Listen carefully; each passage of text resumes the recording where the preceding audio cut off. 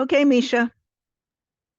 All right. It sounds like bad news, more bad news, and more bad news on COVID. I just don't know what to talk about CDC. Yeah, so this is exactly, Kathy, that's the topic for today. In addition to, as we all expected, CDC did basically just yesterday announce that you don't need to isolate anymore. You have COVID, go back to work the next day. I'm not sure what to tell you. I'm gonna put posts. This is the link from CBC News. Basically, they're saying we're gonna look at the COVID as if it's a regular cold.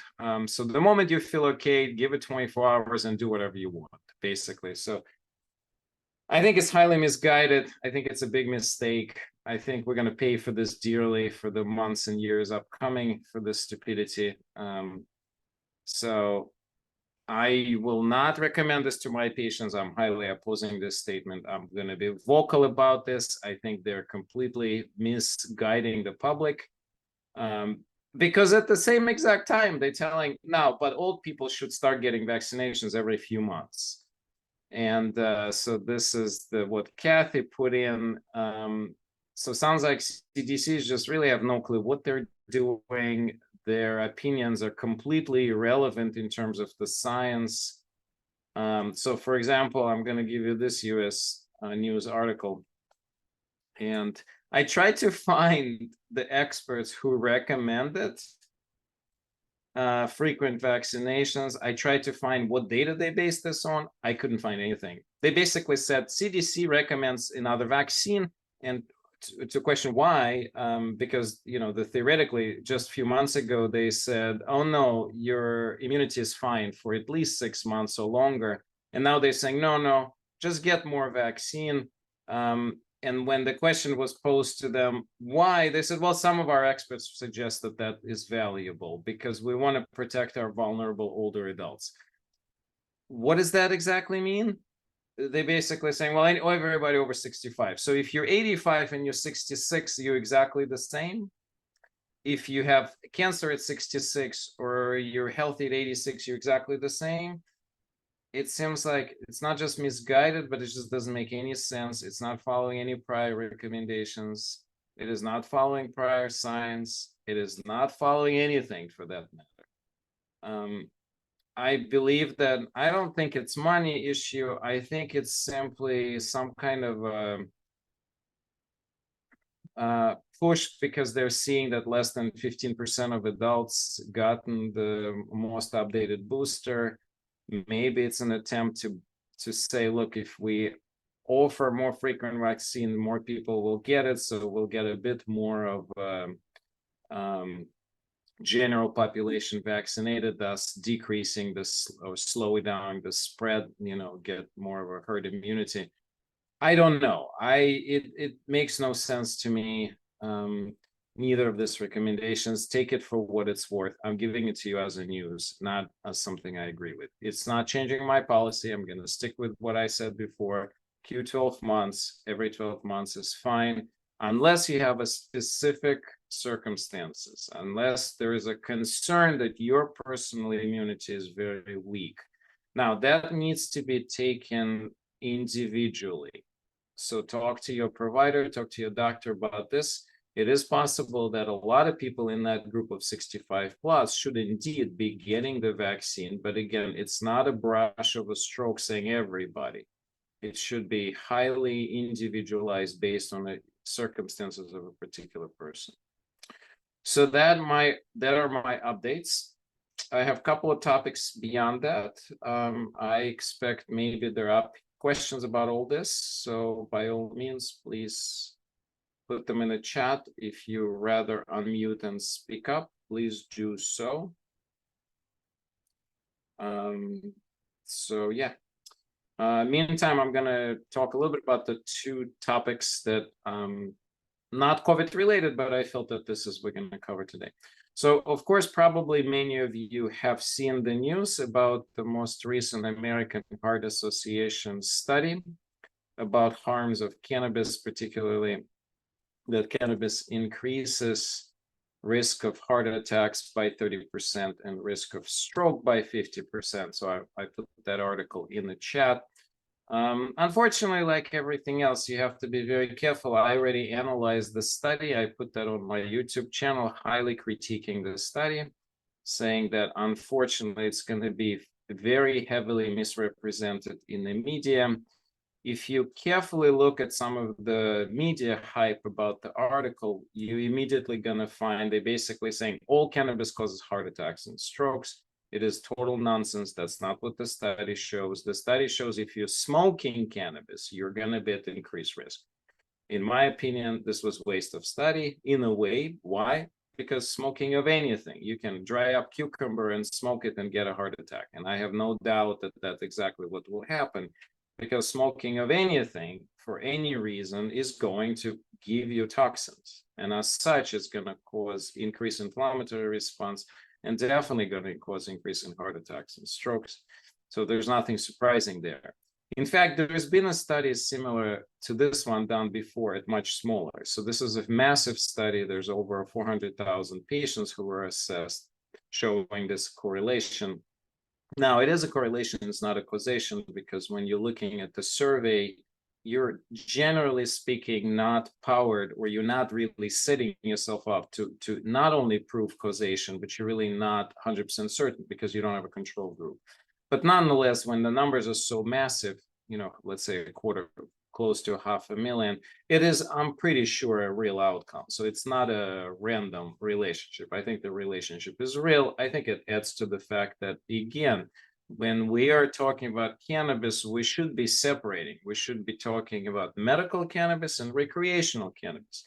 In recreational domain, most people are still consuming cannabis in an inhaled form, primarily in a smokable form. You know, my opinion on this quite strong.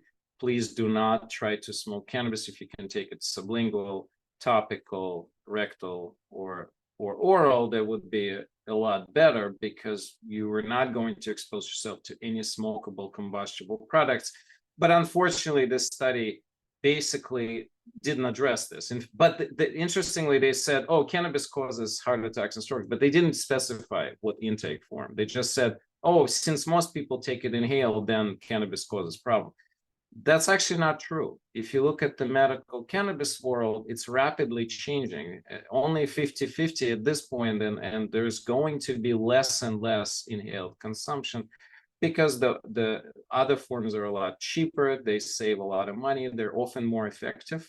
They often allow you to get a controlled dose of cannabis in, rather than getting some random amount based on how much, you know, weed, how much flour you put into the joint.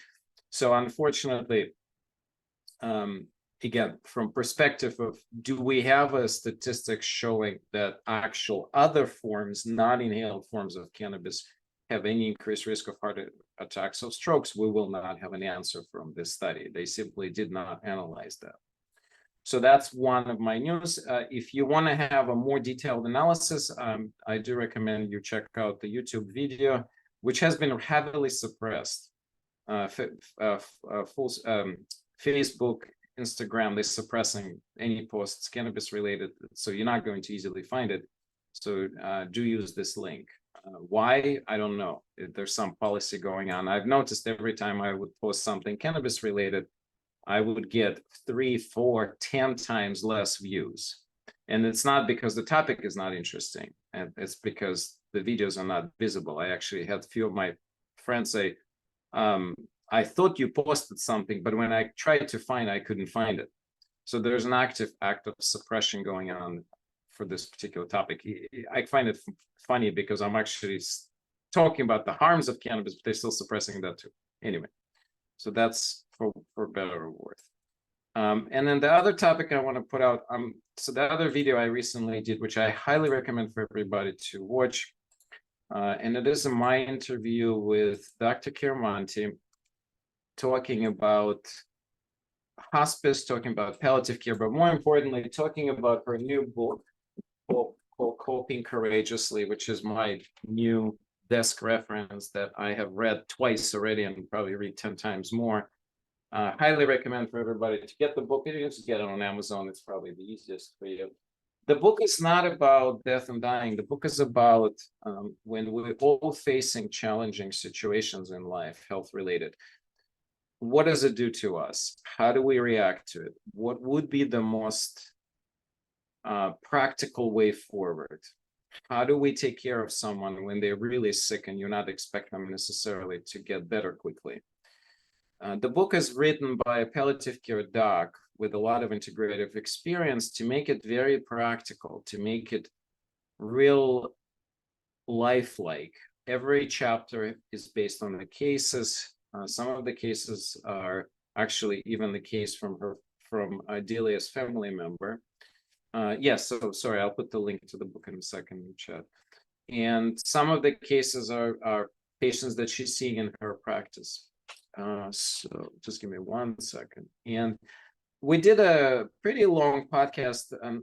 I decided to do that podcast on the YouTube channel rather than on our GW podcast, because we already had Delia on the podcast, and we may have her again, but we already kind of covered this exact topic, I think probably about 6 months ago, maybe a year.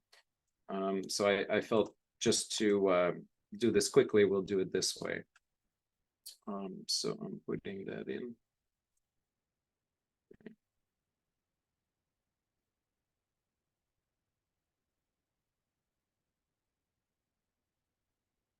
All right, so I put the textbook I put the link to the book in there, so you can check it out.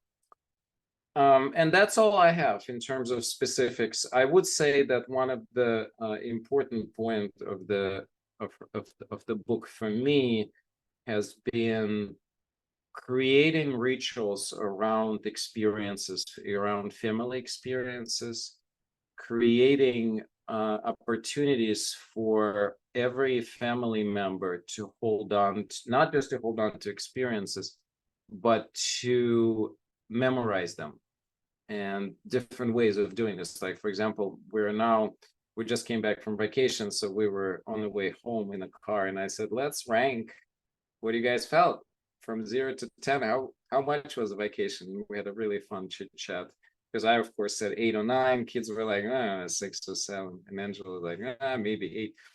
So and it generated very lively discussion, what we liked, what we didn't like. So I think I picked the positive here, but you can also pick a negative. Like, you can pick a difficult experience and try to discuss it in the light of how is it affected everybody. It creates the way of thinking and the way of processing difficulties in life. So I know B is here, so she's been in a palliative care forever and ever before she retired. So it's not a new topic for her. And I'm also a palliative care doc, and so for me, I felt like I've learned a lot from the book. Not necessarily as a palliative care doctor, but as a clinician, as a person.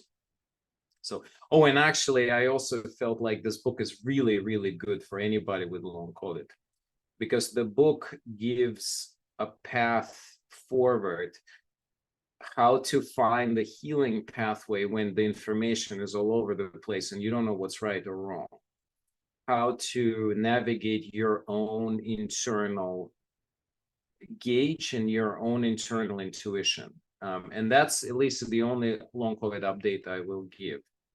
I'm beginning to realize that I will start pushing most of my long COVID patients to explore an internal struggle where they would try to find the way to heal themselves, not through new therapy, not through some drug, but through intuitive inquiry. And that inquiry can be helped with the hallucinogenics. I'm not afraid of saying that, because I'm seeing increasingly the substances being very effective at that. Like I mentioned, we had a ketamine option for our long COVID patients, and we had several patients basically dramatically improving from one ketamine injection. Not because the ketamine was helpful itself, but because during the ketamine experience, they were able to find the path to better health. That's the answer. The answer is non-linear thought process. The answer is to pausing, to stopping, to reflecting, to going deeper into the parts of our psyche where we can't cognitively reach to in our usual state. I timed talking about this particularly specifically before Ilana goes, because the nature is another way we can do that. The moments of awe, the moments of this kind of transcendent experience where we're in the natural elements and we pause, we stop, we don't have our mind running, we suddenly see certain things in a slightly different way. Psychedelics can do that, meditative practices can do that, being in the nature can do that, connecting to others and having the deep, soulful conversation, deep, soulful way of being. In Sufism, we call this sohbet, where you don't talk from your mind, you talk from your heart. You're trying to connect to someone on a different level. So those are the things that allow us to find answers to health problems indirectly. Whether you call this intuitive, whether you call this connecting to the greater, I don't care what you call it.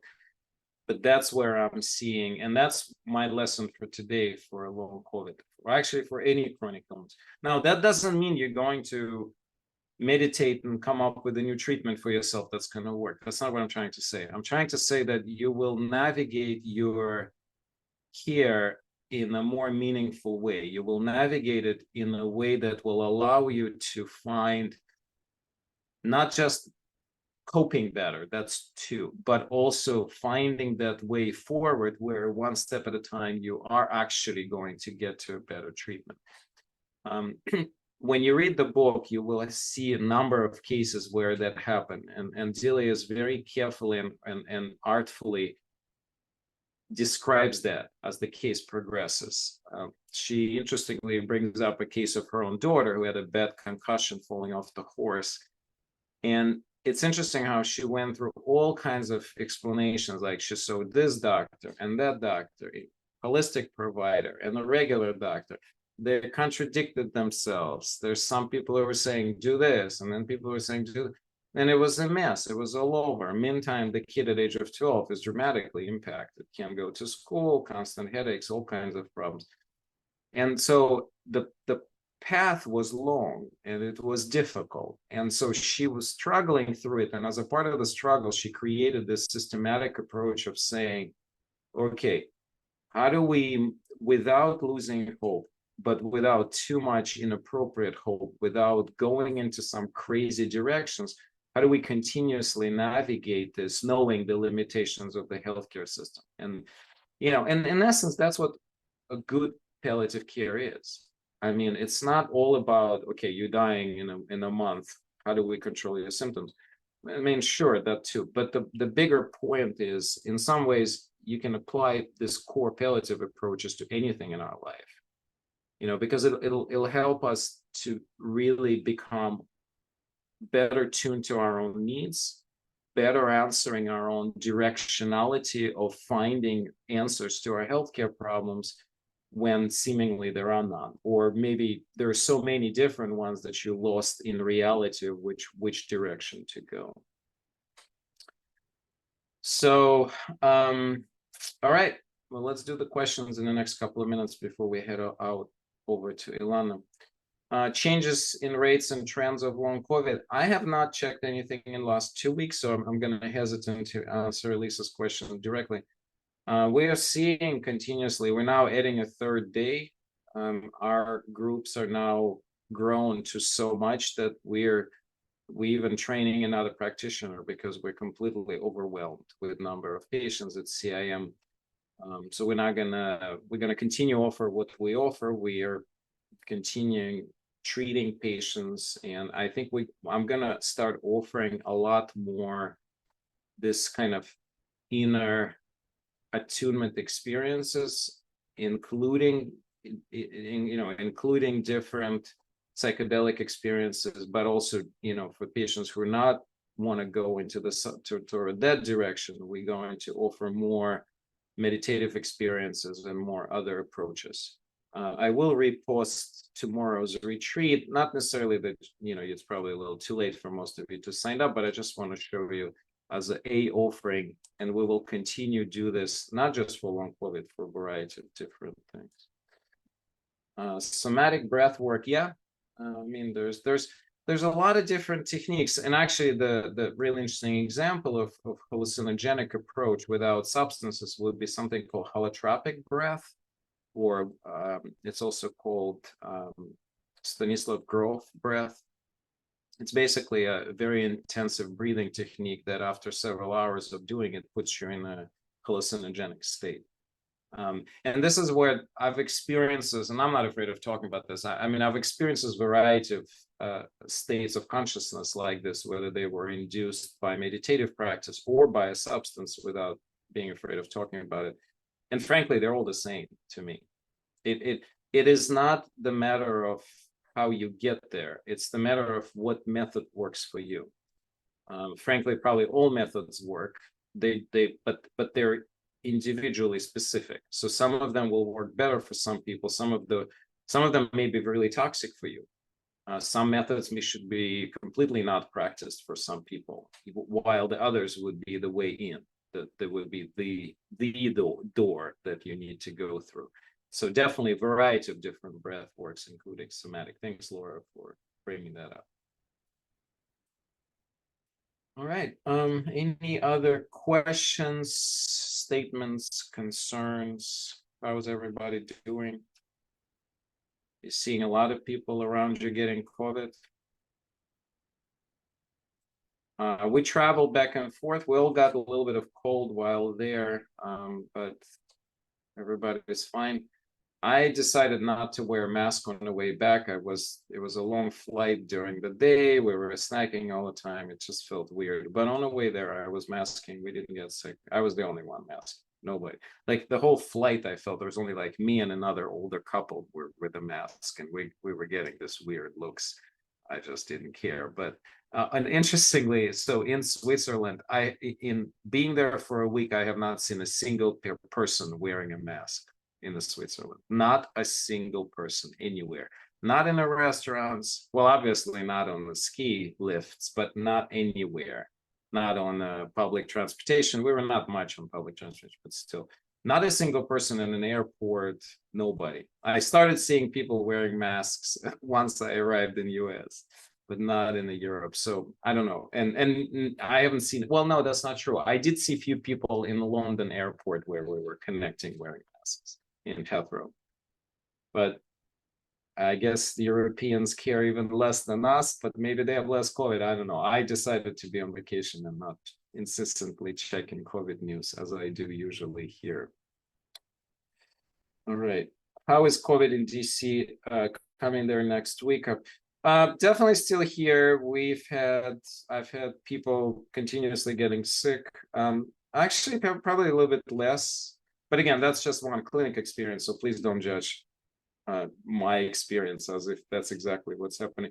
But it does feel like that the key peak passed, so I think there are numbers are somewhat down. But yeah, nobody is masking anywhere. Although in DC, they're more masking. Like I took a metro one day this week, and I saw a few people wearing masks on the metro. So there's at least that. So. All right. Well, if there are no more, I'll give people another minute or two. And if there's more questions, let's do them, because we're still not at the half an hour. But otherwise, we'll pass it on to Ilana to start us out. Oh, there we go. Thanks, Janet. Putting Ilana for there we go. Okay, well, if anybody has last question, shoot me a message. I'll try to answer individually. And Ilana, thanks so much for joining us. Thank you. Yeah, thank you for having me back. It's wonderful to see you all, to be here with you all. So my name is Ilana Rubin. I've seen many of you a bunch of times already, but I think it's been since last summer. So my name's Ilana. I use she, her, hers pronouns. I am the founder of Kindred Nature. I'm a certified forest bathing and nature therapy guide, also do ecological design services.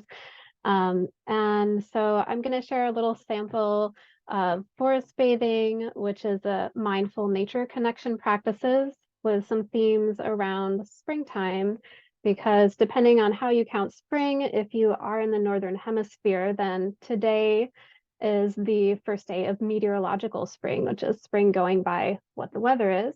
But on the other hand, the spring equinox, when we have the equal daylight and nighttime, isn't happening until March 19th. So, oh, can folks not hear me? I'm seeing a comment saying no video with speaker. Let's see. Can someone give me? We Okay, can. I see. We can hear and see you just fine. Okay, perfect.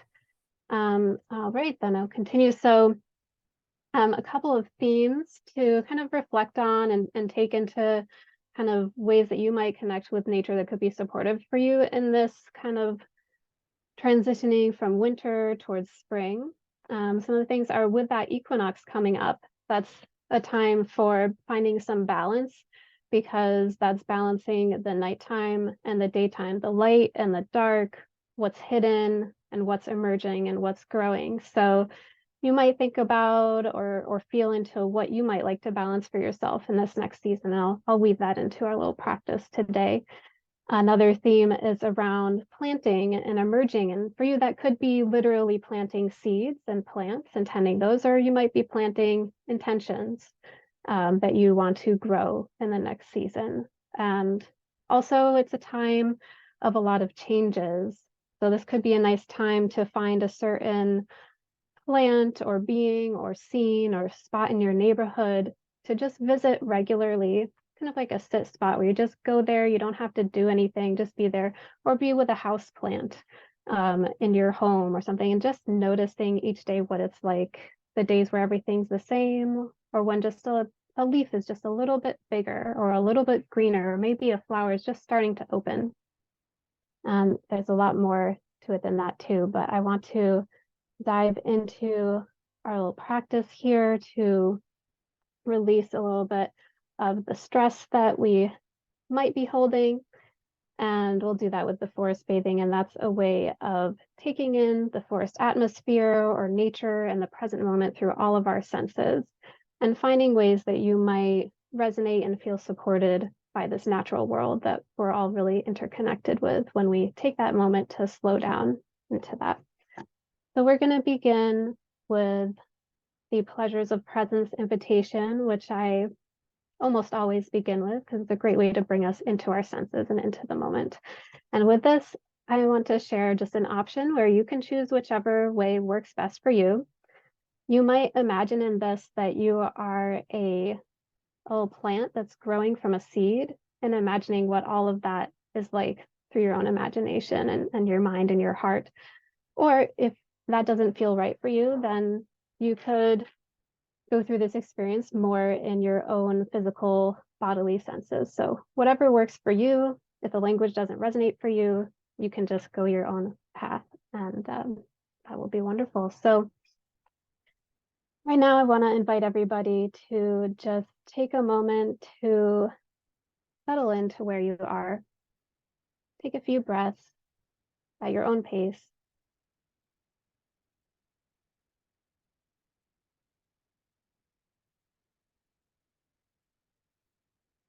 And just notice where you are and when you are, and what it's like to be you, being in your body in this moment and this place.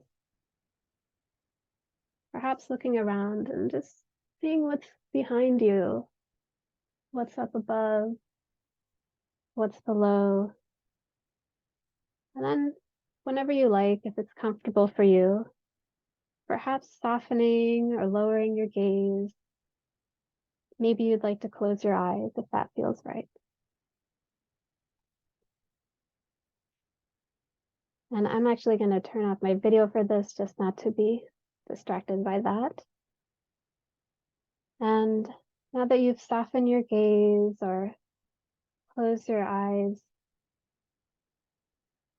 either using your imagination or feeling through your own senses, that you are a tiny little plant seed And you've landed on a little patch of earth, of soil. I wonder what that might feel like to you. What's that soil like? Is it kind of damp and moist? Or is it very dry or something else? And now someone has added more soil on top of you just so you can feel planted in the ground in a nice safe place. And feel what that's like just to be held by the earth. And now there might be a bit of a drizzle or rain, so some moisture is coming to you. You feel that rain that's feeding you. And you're just beginning to grow a little bit larger. The seed of you is getting a little bit bigger and just starting to crack open. Now you're going to begin to grow your first little root. As your root's growing down, I wonder what you might encounter. Maybe there are worms providing you more nutrient-rich soil to feed you and making tunnels for your root to grow through. Maybe there will be fungi that will kind of make a little partnership with you, if you like, where they can help give you some nutrients, and in time you can help give them some sugars that you'll make with your future leaves. Then as you keep growing your roots, I wonder what you'll feel like in terms of vibrations, a kind of way of feeling sound. Even though you don't have ears as a seed with a little root, you can feel the vibrations of maybe some animals walking along the ground near you. Then as more time passes, you start to feel the soil around you getting warmer. And you can sense that there's some light kind of filtering down through the soil over you. That warmth and that light is starting to energize you until you start to push up through the soil, growing a new shoot upwards until you reach the air. Now, you start to grow your first leaves, imagining what you might feel in terms of maybe a breeze, maybe the light, and just continue to imagine what it might be like to keep growing. I wonder what form you would like to take. Maybe you'll flower, or maybe you'll grow many more leaves and stems first. Maybe you'll have some visitors, some butterflies or bees, or a friendly human coming to tend you. What colors will you be as you grow? Maybe you'd like to share some fragrance with the world if you're making a flower.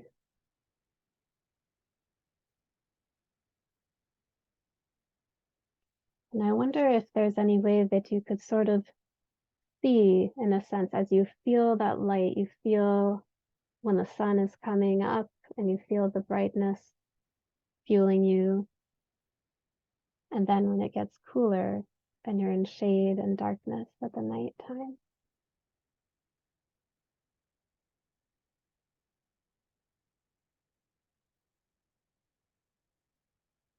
Now,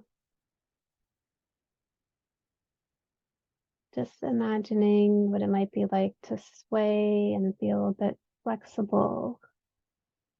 Maybe you would like to actually try that out in your own body now too. Imagining you are that plant that's grown. Maybe you can stretch out however is comfortable to you. Take a bit of the shape or the form of that plant. Yeah, it might move in the wind. Or maybe quiver if a little bee lands on one of your leaves or petals.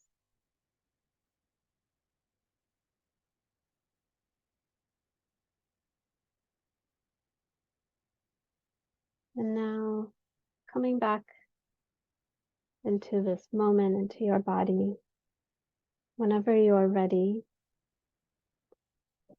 you may slowly raise your gaze or open your eyes. Come back to this moment and the space that you are in. Just explore for a moment this place where you are with your senses, maybe with touch, maybe with listening, maybe with that little bit of plant sense that you were just imagining. What would it be like to be that plant in the space where you are now?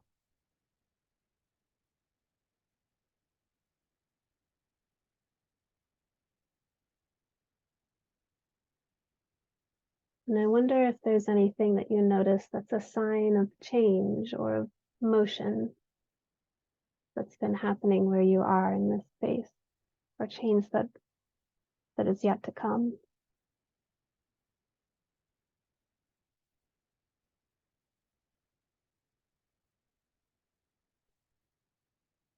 And now let's all come back together as a group here. And I would love to have anyone who would like to share in the chat, just simply, what are you noticing? Just type in the chat, what are you noticing? We come back together from awakening our imagination and our senses as a little plant or in our own bodies. And as folks might be doing that, I'll show you a couple of signs of spring that I have here. It's a daffodil flower. This bloomed recently outside, and then it got all windy and knocked over. But there are others outside in the meantime. I was able to bring it inside to enjoy here.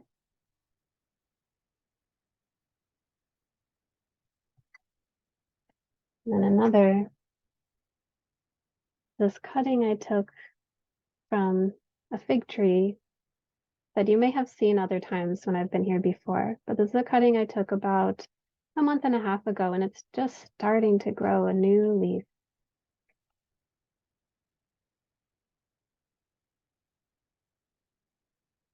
Different ways of growing right now. One has gone all the way up to growing a whole flower, and the other is just beginning with a little leaf. I'm seeing a couple of folks have shared in the chat. I am seeing colors with much more clarity. Thank you. And deep breaths, long exhales. Thank you. And next, I'll just hold for just another moment in case anyone else is still in the middle of writing something about what they're noticing. And after that, I'll lead us into our next invitation.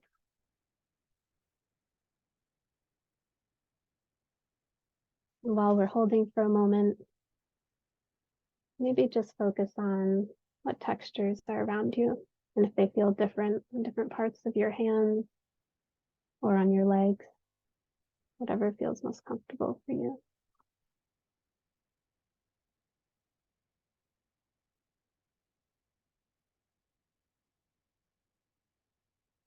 All right, seeing no more words added in the chat, we'll move on to our next little invitation here. And this is going to focus on that theme as we're growing towards the spring equinox in just a couple of weeks or so. That balancing of lightness and darkness, the sun and the night, the day and the night. I'd like to invite you all to take a few moments in the space wherever you are now to explore what it might be like to balance between the day and the night, the light and the dark. Perhaps you'll find a sunny window or a bright spot a bright light. If you're outdoors, maybe someplace that's a little bit warmer than another. And explore that and what it's like to be in your senses other than just sight for a little while. And then explore what it's like to be in a shadier or darker place for a bit. Maybe it's a darker room, or you turn off the light for a moment, maybe just under a shady tree if you happen to be outside. Or another option is that you explore what it's like just being in the place with your eyes open and being in the place with your eyes closed. And see what you notice about your senses and just living and being awake between being in the light and being in the dark a little bit. And maybe exploring or wondering how you might bring your own kind of balance into life for this coming spring season. So I will give you all 4 minutes to explore this way of balancing between the light and the dark. Then I'll call you back with a bit of humming or singing. So you don't have to keep track of the time as long as you can hear the audio. If you're going to go out of reach of the audio, just come back in 4 minutes. So go ahead and explore your space and balancing lightness and darkness with your senses. Call you back in 4 minutes.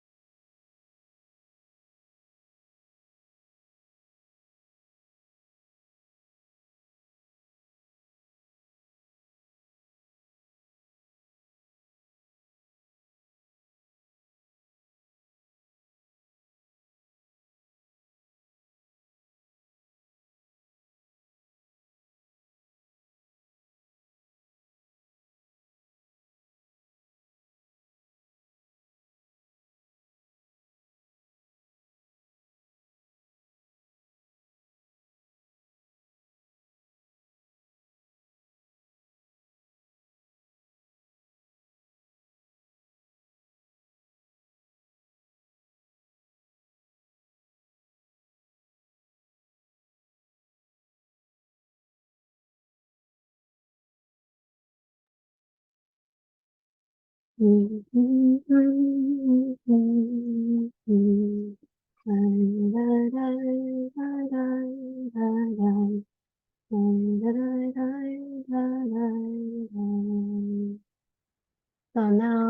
welcome you to come back to the group,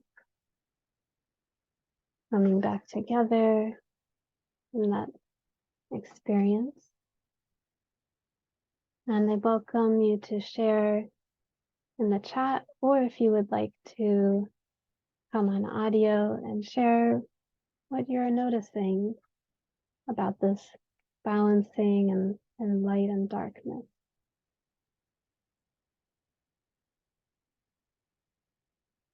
Sharing whatever you like. What are you noticing about the balancing of light and dark?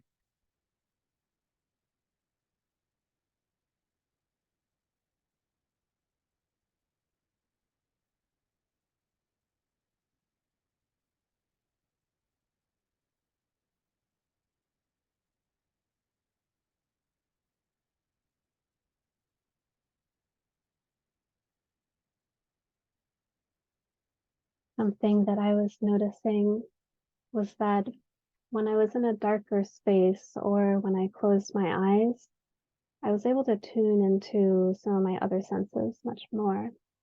And when I opened again, everything seemed brighter and more vivid. So my sight automatically took a lot more attention away from some of my other senses. And so from that, I'm taking that it takes some extra intention to balance these different elements, these different senses together. It might not just happen on its own automatically. Do some sharing here. It said, I'm noticing shadows, which are beautiful. Thank you.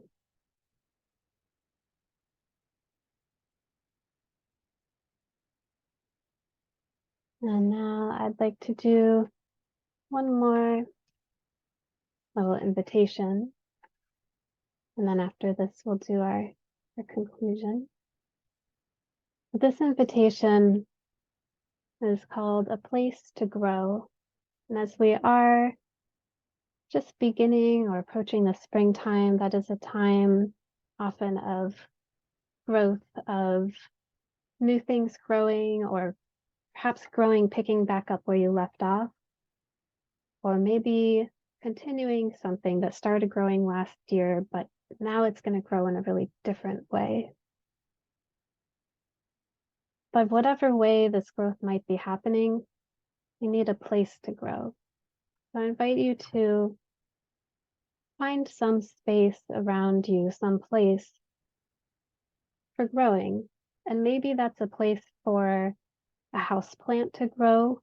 Maybe it's for a creature or a pet to grow. Maybe it's outside where some outdoor plants are growing in the soil or garden. Or maybe it's where you want to grow an intention, a plan or a practice in your life. Either way, explore what ingredients for growth are already there. What are the nutrients, the sun, the light, the soil, whether that's literal or metaphor? What's already there that supports the growth? And then what, if anything, might you want to add to either grow that plant or that creature or that intention? Go ahead and explore, find or create a little bit of a place to grow. And for this, I'll give you all a few minutes as before, and then I will call you back. Let's say in 3 minutes this time. So again, either stay within reach of the audio or just make sure that you're back in 3 minutes. So go ahead and explore a place to grow, and I'll see you in 3 minutes.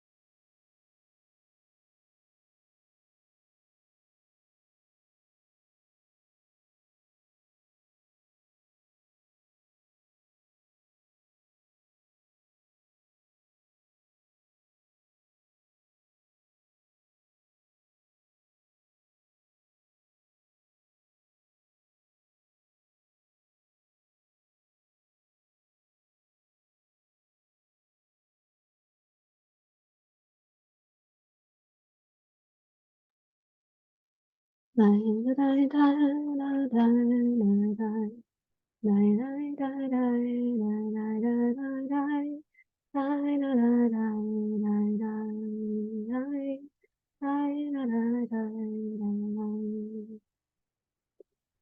now let us come back to the group once more from our explorations of places to grow or whatever struck you in the moment. If it was something else, that's also welcome.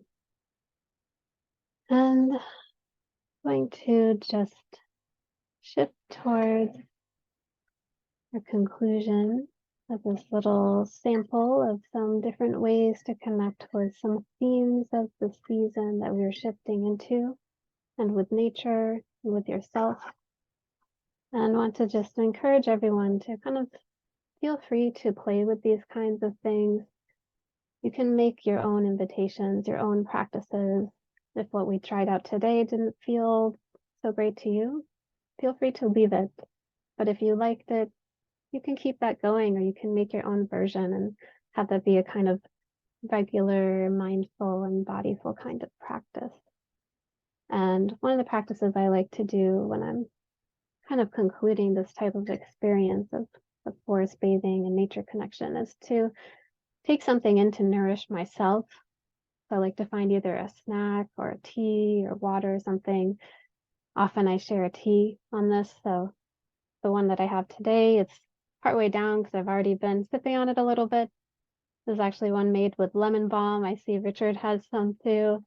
So this was from lemon balm that I grew in my garden last year. So it's not actually of this season right now, but it's reminding me of what's to come. And my lemon balm plant outside, which is in the mint family, it just keeps growing. It's actually still got some very small leaves that just made it through the winter. And I know that in a little bit of time, it's going to grow more. And lemon balm is a nice, gentle herb that's calming and relaxing, helps with a little bit of stress and anxious feelings, or just whether it's during the day or if you want to wind down a little bit towards the night. So I find that pretty supportive and mild, gentle. So just find something to help nourish yourself as you're transitioning out of this experience back into your everyday life. And I'll just really invite anyone who would like to share anything else you'd like to share to conclude this experience. You can add in the chat or go on audio. And I'm also going to add in the chat just my email and website. I am going to have a couple of in-person events in May in Maryland and Virginia. The registration links aren't live for them yet, but I will put them on my website when they come up. So just really appreciate you all being here and participating. And I look forward to the next time and hope you found something that was meaningful to you. So thank you all. Thank you, Ilana. This was delicious and beautiful. Thank you so much. Thank you. So we don't have our Friday afternoon next week because we have some symposium. If you haven't registered yet, Janet just put the link in the chat. Please do so. This is going to be a really, really important event all about sleep. There are going to be some of your familiar faces. Dr. Jane Vivek is going to be one of the keynote speakers, but there are going to be other people you haven't seen before. So please check it out, and I hope we'll see you there. It will be recorded, of course, and posted as usual on our channel. So otherwise, wonderful weekend to everybody. I think it's going to be pretty good weather. Do get outside to nature, and we'll see you at some symposium. And if you're not coming, we'll see you the week after. Janet, what do we have week after?